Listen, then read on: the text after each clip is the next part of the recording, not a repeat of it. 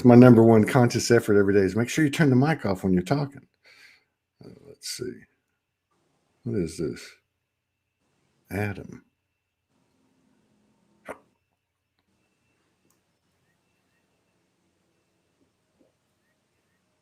don't know who this is.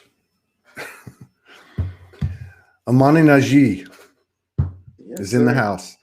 I was doing a little radio show before this show, and I was talking about you, and I was saying Omani Nagi. But I remember when I met you, you said it's Omani Nagi, right? Yeah. Yes. I was looking for this. I have a bunch of stuff that I've downloaded without permission, but I figure it's a free universe, so people put out lovely expressions like you do. So I downloaded a couple of yours, and one of them's of you're on a stage playing a flute. There's some really good lighting. It's kind of dark, I think, and actually, I think it's more than that. It's got the video production involved in it and different effects. But yeah, your stuff is powerful. For anyone who hasn't heard, I don't know if you've done another CD since the last time we talked, but man, your stuff you're very unique. We played it last time. I don't have the capability to play anything today, so maybe we can coax you into doing something freestyle. Well, since we just moved and I just got done my studio, redid my studio, I'm working on 2 albums right now. So I'm completing my third flute album, and then about to produce my first lyrical album. So I've got most of the songs ready for that one and everything. Yeah. So. Yeah, the lyrical stuff, obviously I'm prejudiced to that because I like to write. But what I love about like what you put out, and my friends in Germany, Universal Brothers and Sisters Circle, they do like a conscious rap. I call it a galactic rap. And just different expressions, around the world.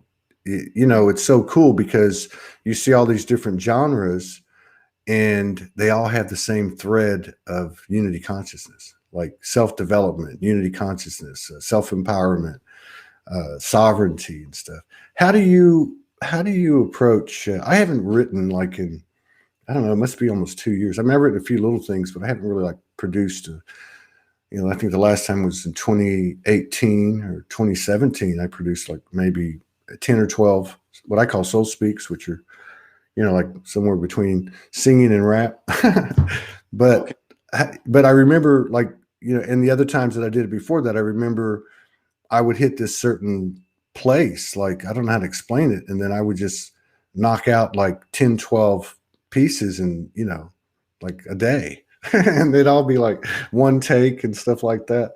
And, I've come down here to the studio since we moved here last June, and from a few different times, and tried to find that vibe. And I found it for just a little while. Maybe I'm just too busy. I don't know.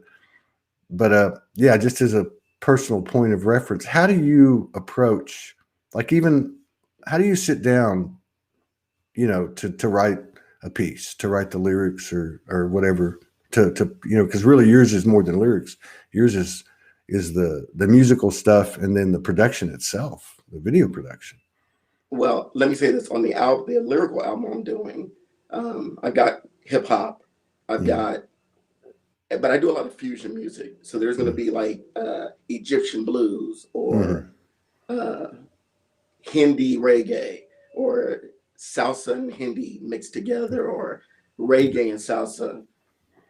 So I've got a lot of big mixtures on this one CD. Basically, I write poetry. Yeah. It's been a while, to be honest, but I write poetry, and I learned how to make music. And so I just I can literally say after every song, my first expression is I don't know how this came to be. Yeah. Because I can't read or write music. Yeah. But I can create the hell out of it. Yeah. Simply using a keyboard and some programs online, and then putting my lyrics and poetry to it. But yeah, it's crazy. I relate to what you're saying because now that I remember more about our previous conversation, but I remember because I first started making videos in the studio. I'd turn on some music and then I would talk. I would just talk freestyle. Wouldn't really rap, or I wouldn't rhyme anything much. But but then I got this thing where I decided, because I discovered video production software. And I thought, oh, let's try this, or whatever moves you to do that, right? And I remember my approach was the same. Well, first of all, I had a whole reservoir of poetry. So I pulled out something and I turned on Funkadelic by Parliament. Mm-hmm. So I had Funkadelic in my ears. I had a mic and I could hear my voice in the mic, and I had the instrumental playing on the computer. So I listened to Funkadelic, which that tune. I mean, it's like, and I spoke it.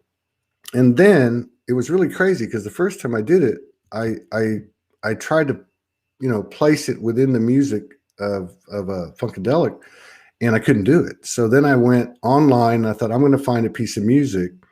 And I discovered this guy named Kai Engel, and I still use a lot of his music.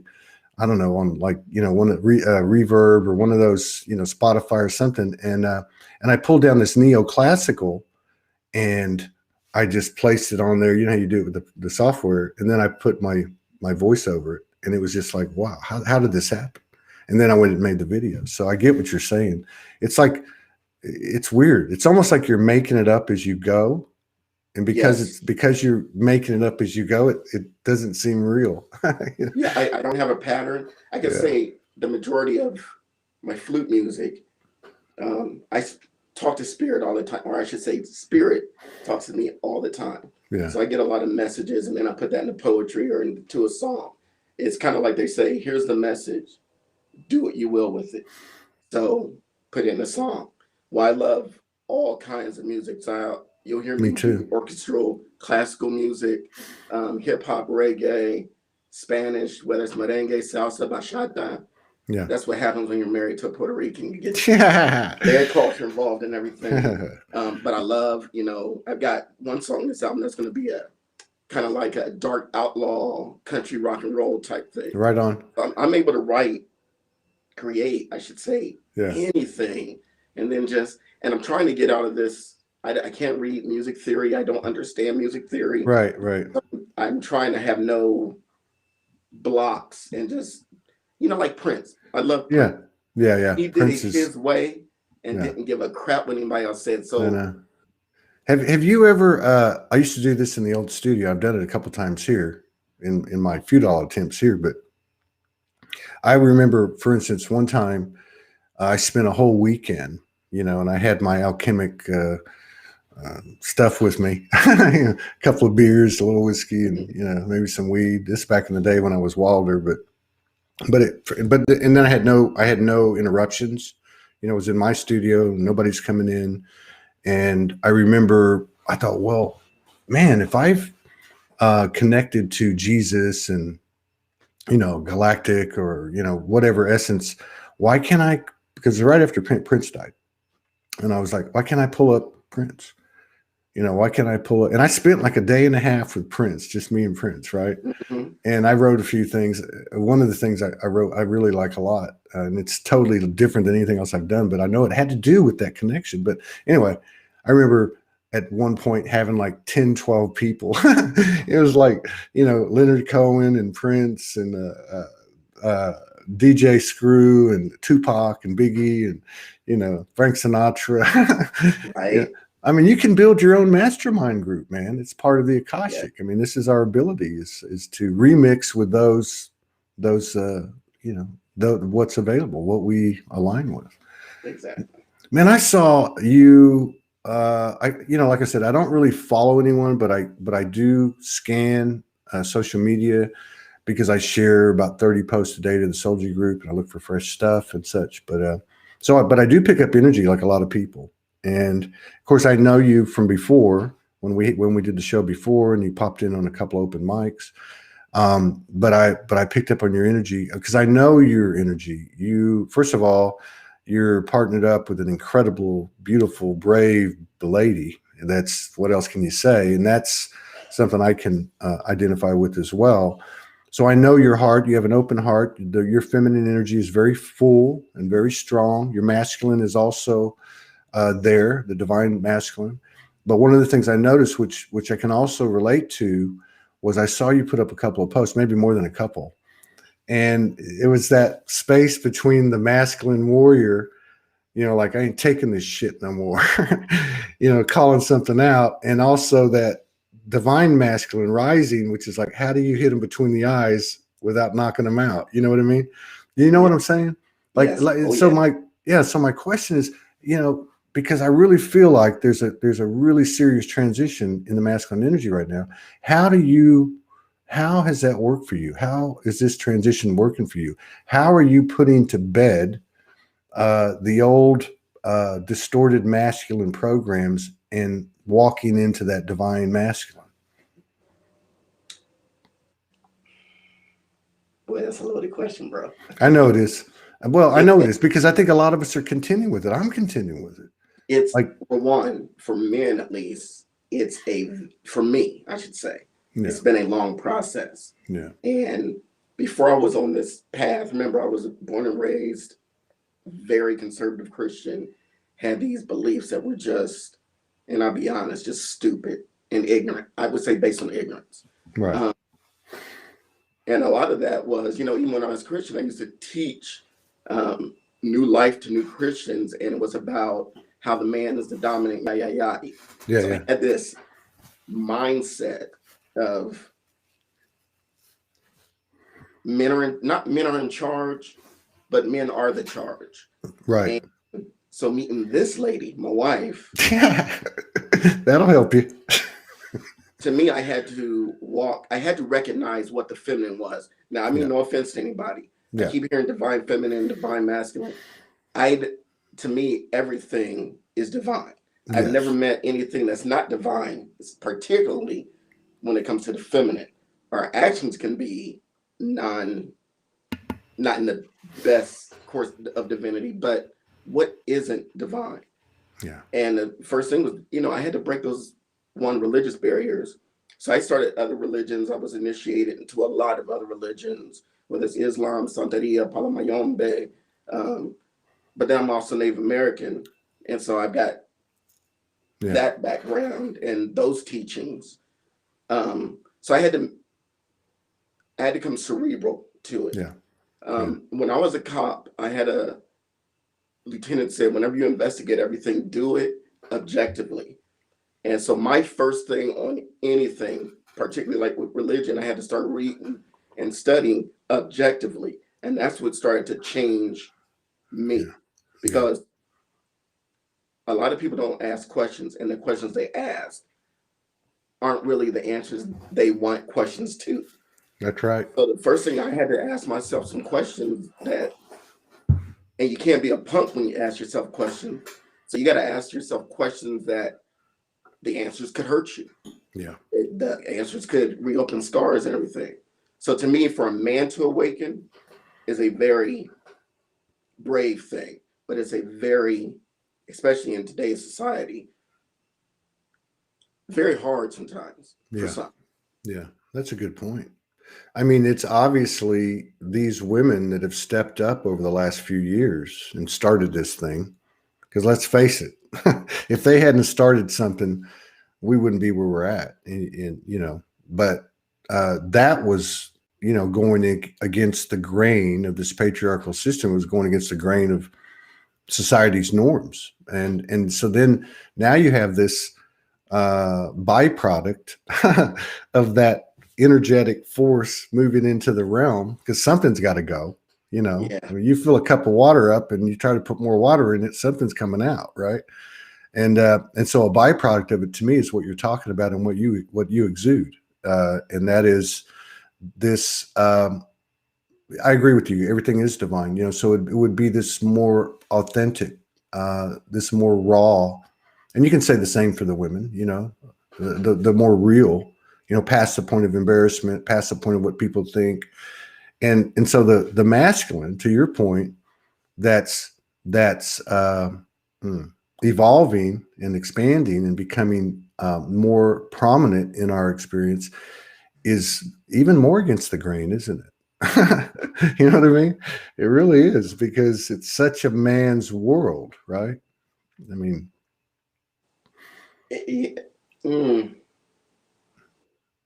if you're you look at, go ahead. But I think to be honest, that's a facade. We, Yeah, but we're ripping through that curtain It's really not. Women have more power than I want to say this. One thing I learned from the other side. If you look at all the teachers, the great sages and everything, they were all men who had to awaken. Yeah, that's right. So I asked Spirit, what about women? How come we never see women awaken? And the answer was so stupidly simple. I was like, damn. And the answer was they're already awakened. That's right. They just need to step in their power. That's right. And what's the difficult thing for them to do is get past this patriarchal system that allows women to step into the power. That's so the you have man's women who the leaders, they haven't awakened. They just stepped into their natural power. That's right. Women are born awake. I mean, they are Earth. I get what you're saying. So the facade is the patriarchal system itself. That's why I was referring to a man's world. And it's kind of ironic too, because James Brown's song, "It's a Man's World," is really about a woman, you know? Yeah. But yeah, I can see what you're saying, because, and that's maybe the difference is a couple things come to mind over the last couple of days. One is we had a young man on yesterday, 25 years old, Dane Jones, he's been on a few times, and he read, and you would know this if you were, because I didn't know it, but you were a pretty devout Christian, Corinthians, and I can't remember the exact numbers attributed to it, but it was about love.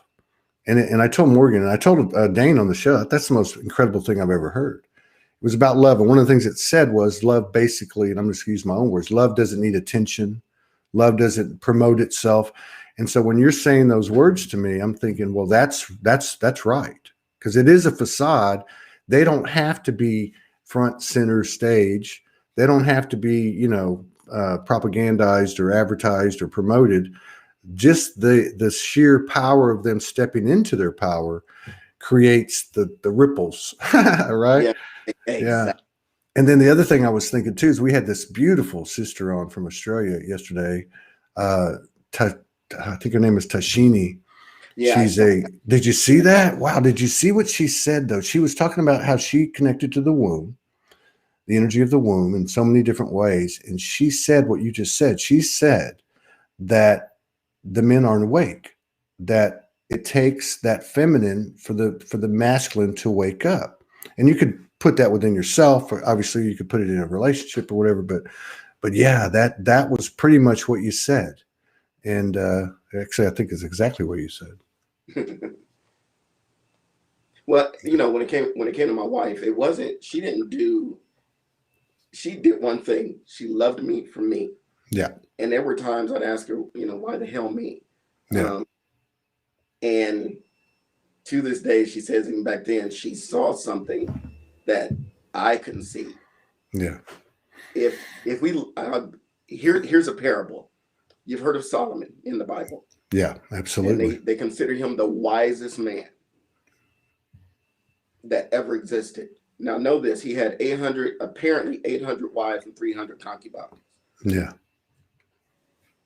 He wasn't wise because he had women. It was the women that made him the wisest man. That's right. And so what I started doing was reviewing things I had learned from all the relationships with women, whether it's my own mother, girlfriends, the ones who took me through the dark night of the soul or whatever, and just listening to the lesson and the experience and not the emotion in it. Yeah. And you'd be surprised how much we glean from them. That's why we come from women, because that's where wisdom actually is birthed. Songs of Sophia, man. Songs of Sophia. That's got to be one of the top 10 lyrical contributions to the realm. Solomon. What's that called? It's Songs of Sophia in the Bible. Solomon. Oh, yeah. I mean, it's all about what you're talking about. I mean, wisdom. Pure love and wisdom. Well, what religion did was said that God gave him the wisdom. No, God gave him the women, and the women gave him the wisdom. Yeah. And to this day, that man is known as one of the wisest men in the history of the world. Yeah. Well, I believe he got it from all the advice from his spouses and his surroundings. Yeah. Yeah. And I think one of the big things is when it comes to the masculine reaching that precipice of new expansion is to listen. Because as you were talking about earlier, and this kid Dane I was talking to yesterday, who's got his heart wide open, and laid it out on the show, is that these programs of, like what you were saying earlier, like, you saw it as the man is the charge, right? Like in other words, like these programs of the man runs things, or how things are done, or, they're so deep. The level of control can be way beyond the extremes of, say, someone who's very controlling, like what clothes you're going to wear, and, what you're going to do in the kitchen. And we're talking about, I even look at now, I always open the door for women. Oh yeah. I used to open the car door for my wife all the time. And one day she says to me, "You don't have to do that." Well, it wasn't that I didn't have to do it, but she made me think about, why do I do it? You know what I mean? So it's like all these things that we aren't even aware of how deep it goes, and I'm with you. It's been a long road. Let me take that with the door opening. When I Yeah. was 7, my great grandmother was coming out of church. My dad said, "Open the door for her." And I said, "Why?" And he popped me upside the head and said, "You will always get a door for a woman." Yeah. And so when I met my wife, or any woman I've actually been with, I've had to kind of teach that I will open the door. Mm-hmm. I don't do it because women are a little weaker or considered the weakest. Yeah. I do it because they are to be honored. Yeah, out of respect. It takes nothing, like if we're walking on the street, I'm on the outside. Me and my wife just had this conversation. Men within, real men, are duty bound to protect the sacredness of women from other men who would defile that. Yeah. And well put. So for me, it has nothing to do with a woman's weakness. Yeah. But something inside here, I still open the door for her. Yeah, I do too. And men come up to me and kind of congratulate me, and I'm thinking, then why aren't you doing it? Yeah. Well, I open the door if I'm walking in a store and someone's even 10 feet away. It doesn't matter if it's a man or a woman. I open the door. Right. I get that. I guess what I was getting at is just the like you said about Solomon. It's, having a conversation with a woke woman. It's it's a different type of conversation. It's like the type of I love people that make me think, right? Oh. I love that quote by Malcolm X. He's one of my heroes. And he said, I read everything opposed to what I believe because I want to open my mind, like you were talking about being objective, as a detective. But that's what I think one of the many things they bring to the table, that feminine energy brings to the table. Are you finding, I've had some stuff since like mid-December where my feminine came in singularly into my consciousness, my feminine within myself, which has created like some crazy stuff, in my head, right? Have you had anything like that? Like when you're doing something and you just feel that flow of that feminine, your masculines, just like in check. Music is. Yeah. That's it. Yeah. I can't understand how I make it, or what I've done, especially because of what we're all going through, I've isolated myself. Yeah. And I'm talking about, I'm a shy guy. I'm a hermit anyway. But now that I got my studio up, I literally come in here about 3 in the afternoon, and I work until about 3 in the morning, sometimes 4. Yeah. Just creating, because I have these messages and this stuff. We all have medicine. Right. And medicine is to be shared, not just kept. Right. So I'm trying to do all that. So basically I've turned off the news, try to get away from the political stuff, and just create. Yeah. It is winter. It is a season where everything's still. We hibernate and sow the things that will actually start to spring forth in spring and summer and everything. So that's where I've been. I've tried to leave everything else alone.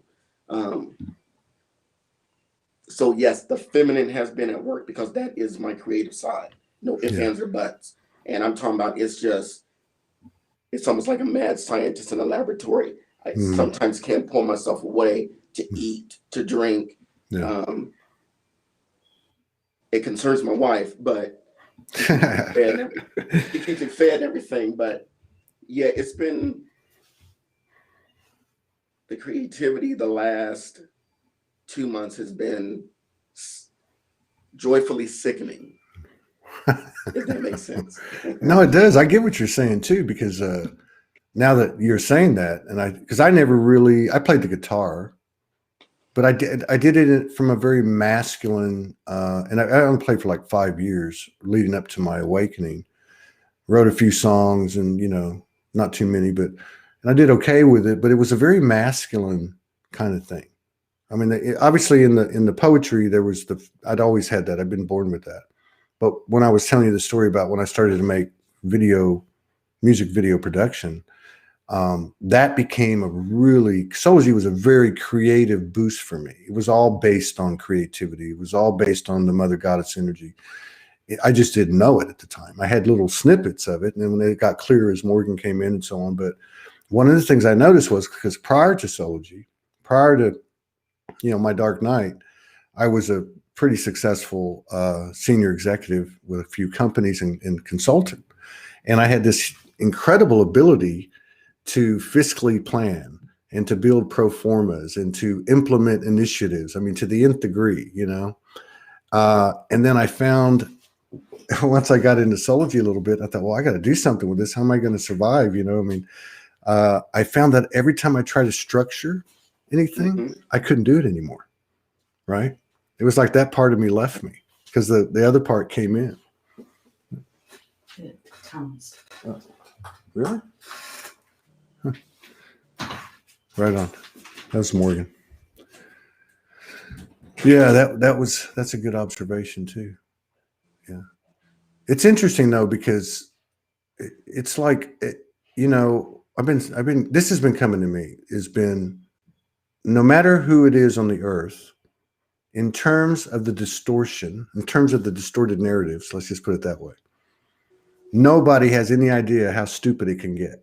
Like, it's beyond what we can even believe. But by the same token, our higher skills, abilities, and sensitivities, what's going to occur with that is beyond any of our comprehension. So just let go, surrender, which has been a big lesson, or a big realization for me in interacting with the feminine, particularly Morgan, obviously, has been surrender.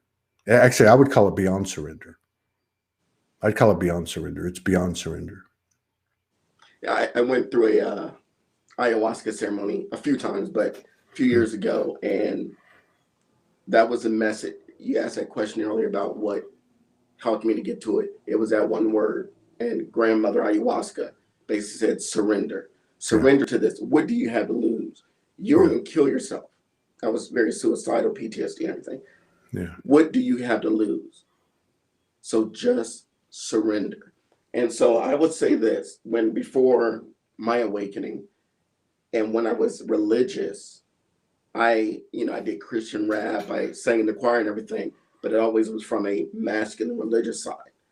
So I understand what you're saying in that. One thing I do in my music now is I approach it from the feminine. Yeah. And that's where all my music, 100% of my music comes from, is my femininity. Yeah. And that's what every song has a message, every instrument there's a certain reason I put a certain instrument in it, because feminine is saying create this. And so my music, I love my music. I love creating music. Yeah. And it's all from the feminine, and I'm enjoying that because I feel balanced. If I'm not making music, bro, or expressing that, I'm very imbalanced. Yeah. But when I'm creating music, even if I ain't sharing it, but if I'm creating music, it's just. No, I get that. It's like, it's creativity, period. If I'm not constantly, when I say constantly, I mean like touching it every day, my creativity, I start to get a little bit, I get imbalanced. And so like as an example, because it is an evolution, right? Like the show. Like I've kind of gotten away from writing poetry because I've been traveling and been doing this and been busy, not really making music. I mean, I pop in, no practice, and I might do something at a local show or something or whatever. But so like most of what I do are these shows. And so that could kind of like, there was a period where the creativity was getting sucked out of me because it was like, get up, do a show, get up, do a show, get up, do a show, like a circus seal, like a performer, right? So then something happened in me, and you just made me realize this. It's like I started to just approach no matter who was the guest, no matter how I felt, just approach it from a creative standpoint. Like, see what we can do. Let's just see let's see what happens when two higher selves meet. And you know what I mean? And just because that is the flow of the feminine is, okay, this is where you're at. What are you going to do? Well, I don't also want to diminish the masculine, because I look at it like this, like yin yang. The masculine is the idea, the feminine is the materialization of that idea. And so it goes hand in hand. That idea you had absolutely was the masculine, not a man thing. Masculine meaning structural. Right. Feminine builds that structure. That's why created. That's why everything when men create, because creation is a biological female thing, feminine thing, they are using their feminine. That's right. I know we made the world hard to understand. I really don't think it is. If we go down to the basics of, yin yang, four directions and things like that, instead of following teachers and not the teachings.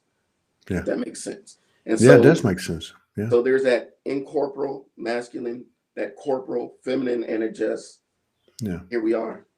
Yeah. Yeah. And it's like, that's a good point too. Cause I look at everything as a remix, which I know you can appreciate that. Cause I had the same, not as in depth, but like some of the pieces I did back then in the early days, I would take a country rap and then put melody, or, I would mix everything up, like a heart chakra beat with a Erykah Badu background vocal kind of thing, and then throw in a white girl rap, because I produce some other people. So I kind of get that. But like what you said, like, so say you are, let's say we're big fans of Bob Marley and Prince and so on. And you take that stuff and then you make your own thing, right? I mean, that's kind of how I see the feminine, like new birth, or, rebirth, but new birth, right? A higher love, a higher expression. Depends on the soul producing it or putting it out. That's to me, everybody's got a gift. It's all on how you use it and execute it, and how it affects others. So there's some gifted people out there who are extremely dangerous and trying to destroy, while there's others who are trying to create and build. So I agree. Yeah, very true. So do you want to do anything today? No pressure at all. Well, I haven't practiced anything. Yeah, I haven't practiced anything. I'm just playing. If you want to do something, fine. Flute, whatever, it doesn't matter. If not, that's cool. We can just keep on rapping.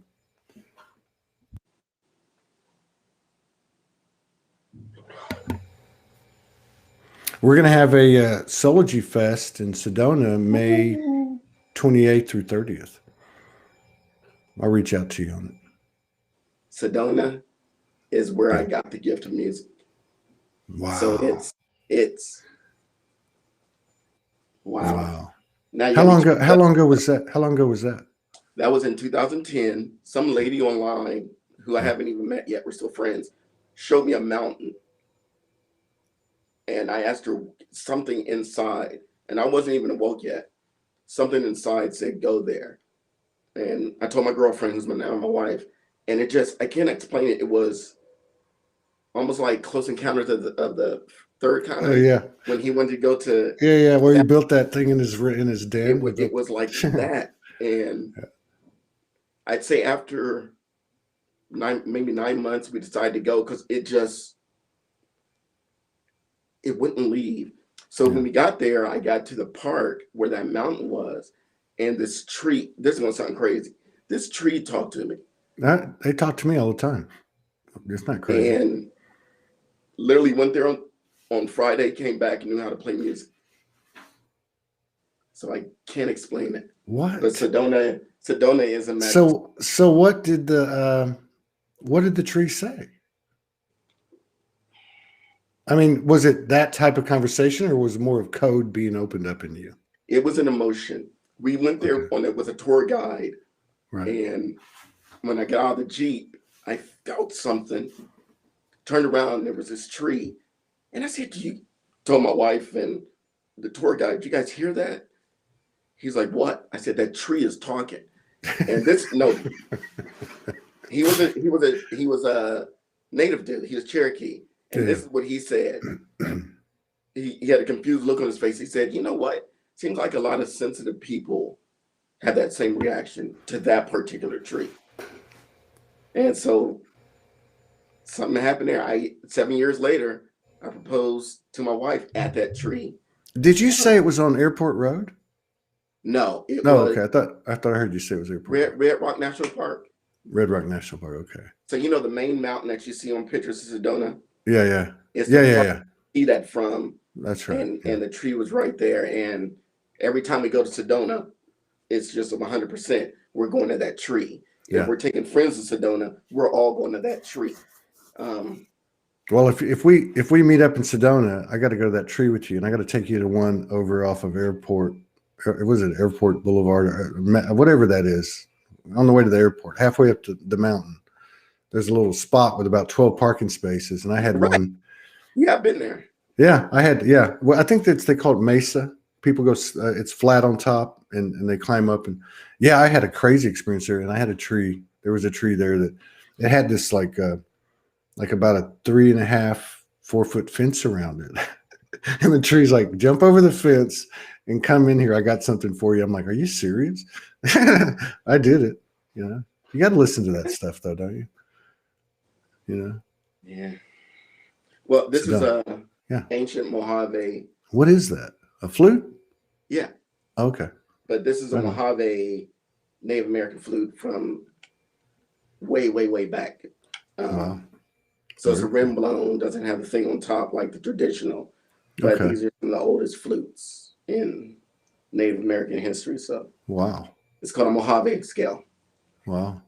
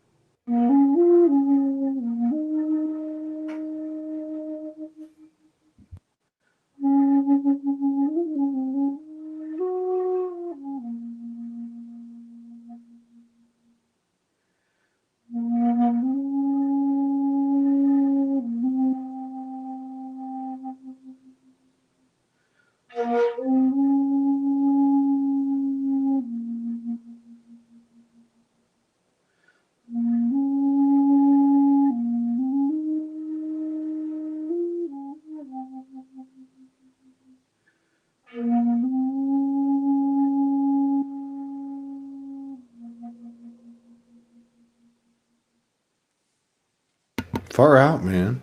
Thank you for honoring us with that. That was nice. Yeah, listening to you, we've had, God, I don't know how many, probably a handful of what we call soul gatherings. Or last time in Sedona, it was a soul convergence. And we would just kind of make it up as we go, right? And so somebody has a flute and somebody has a gong, and then somebody's got some poetry, or somebody's got some conscious rap or light language.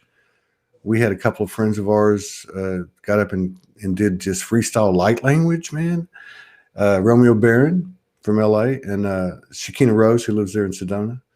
And then this third lady gets up, and she came up to me and she said, "Can I go up there?" I said, "I don't know."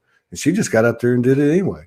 But like listening to you, I'd love to collaborate with you, like on on the spot, right in the moment. That'd be very cool. It'd be very cool. I'll talk to you about it, though. I'll reach out to you about it if you're interested. Yeah, you and your wife. Oh yeah. Yeah. Well, she just started this job since we moved here. I'm not sure. Yeah.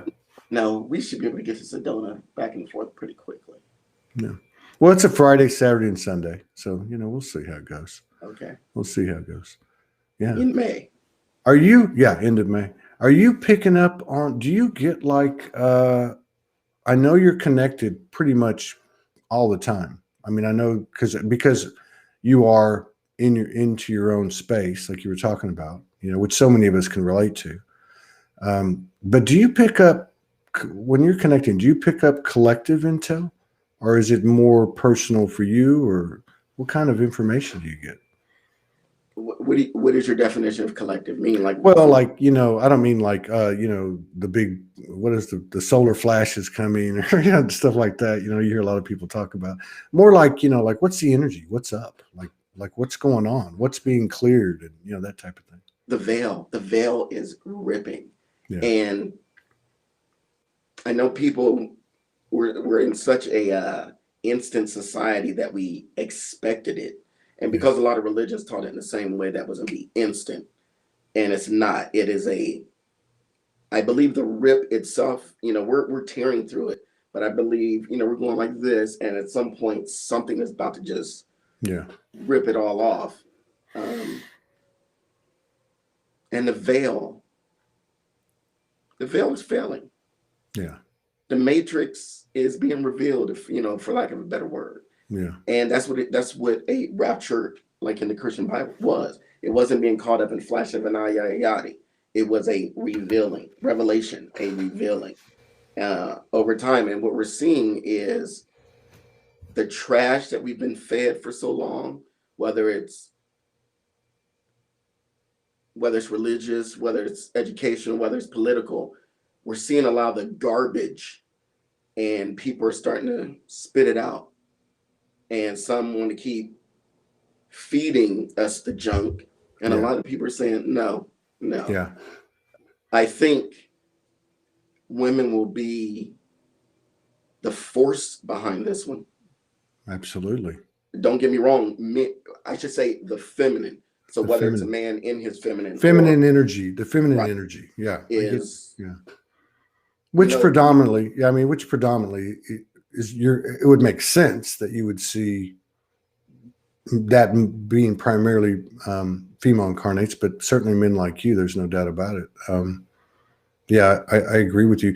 And this is another thing let me ask you about this. Like, I know in my relationship, we talked about the surrender, beyond surrender. And again, this is a physical representation of the energetics going on within myself, right? Or yourself. It's like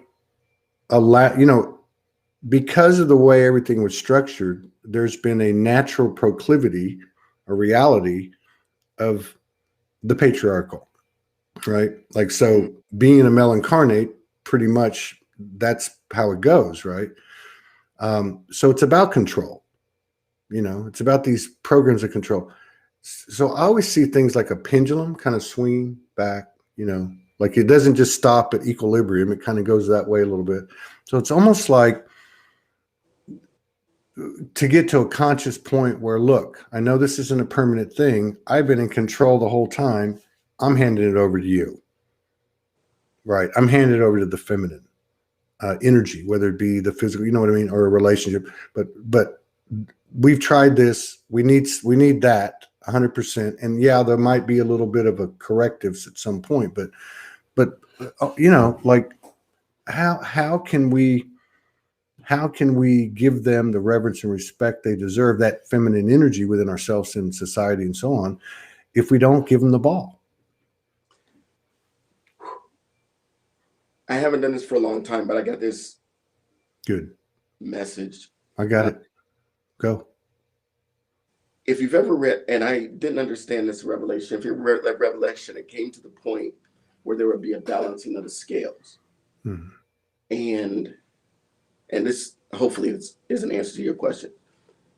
And basically what Spirit was saying, no, what is balance? Balance is equality. Yeah. And what we're seeing in the world right now is all these veils of inequality going down, whether it's racial, whether it's gender, whether it's lifestyle, whatever. What the female brings is feminine brings, because it's been pulled over here, isn't something that's going to keep swinging. It's just going to bring balance. And that's what I'm getting, that stuff from Revelation. We're getting to a point where it's going to be balanced. And it's not going to be a thing of, well, he's a man, he's a woman. No, it's we are all equal, regardless of your lifestyle, regardless. If you look at all these protests, except for one, going worldwide, Right. the majority of them are fighting for the exact same thing: equality in one way, shape, or form. Right. Another group, and let's not bullshit around, is fighting for supremacy. Mm-hmm. And that is the veil, because there are more tribes over here fighting for equality than the minor idiots who are fighting for supremacy. Exactly. And it's coming to a point where there's just going to be balance. And I'm not better than you, and you're not greater than me. Yeah. I can learn from, for instance, I learn from everybody, even from babies. They teach you a lot. And it's getting to a point where we're just going to be making the circle instead of staying in this linear dictatorship. Right now, we're living in a linear way. In our indigenous ways, we've always lived in a circle. And we're coming back to that balance of a circle and not this limiting horizon. Yeah. And I think we're just making the big dance. Yeah. Yeah. Well put. Well put. You know, I mean, it's true. It's like what you said earlier about, you know, I think I paraphrased it where, you know, the feminine part of the realm of us, however you want to put it, doesn't need all that attention. It doesn't need all the promotion. It just steps into its power. So it's almost like you've got 1% controlling 99% of the propaganda and / programming. And then over here, you got 99% controlling 1% of the propaganda and programming. I'm talking about in a verbalization, in a traditional linear way.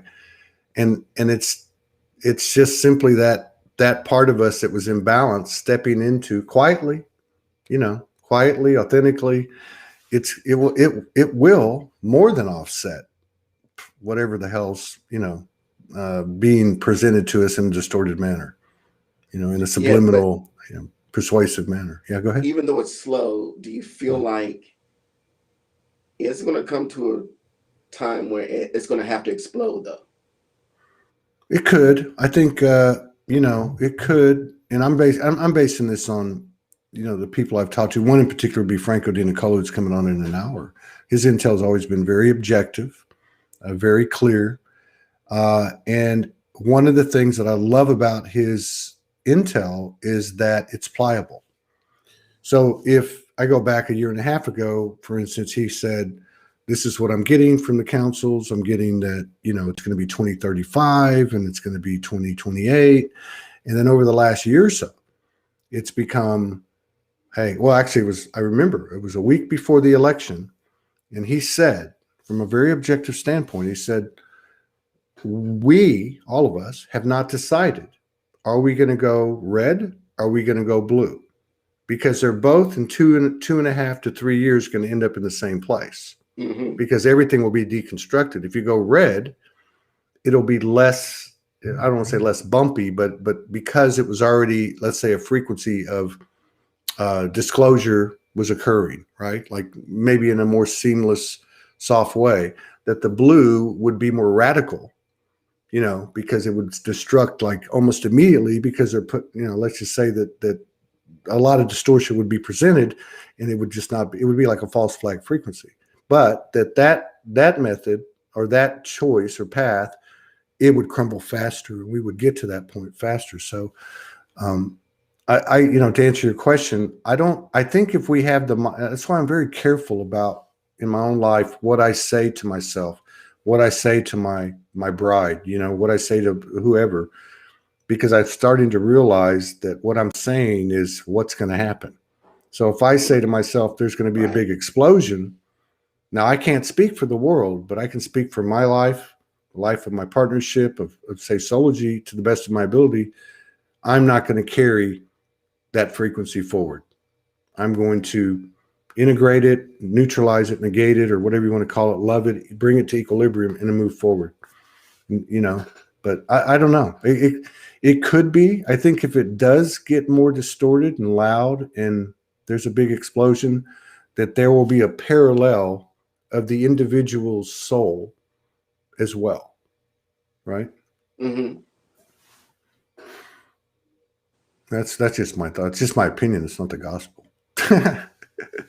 No, but it's it's not just the outer veil, it's the inner veil of the ego. And basically the whole and to be honest, that's what will heal the world. When we get rid of these egos. That's right. That is the veil. That is where the veil's are. Playground. Yeah. And we're kids. Yeah. Playing in the same playground. Yeah. Get over yourselves. Start taking yourself serious. Laugh. Yeah. Come back and do it again if you choose from the other side. Yeah. Pick what sandbox you want to play in. And if you play in a sandbox, somebody doesn't stay in your own lane kind of thing, right? You know, just it's interesting watching.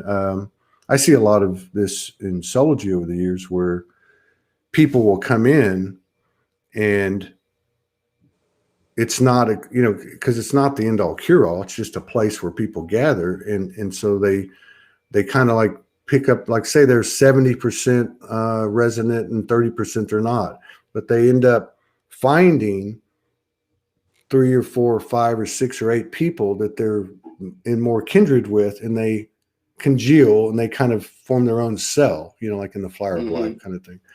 Yeah. Like I see a lot of that going on right now where people are losing their judgment in the old way. They're being less envious. They're being less aggressive in terms of projection. That masculine as the feminine is coming in, the masculine is softening a little bit, not giving up the warrior, not giving up, hey, I'm not going to protect the house, but I see that, which is to me all the proof I need that we've kicked ass, man. We've done a great job, and I think we got to remember that because we've taken some beatings. Oh yeah. Taken some serious beatings. Yeah. Right on, man. Right on. So you got anything coming up? You got the 2 albums. Now, how do people find you?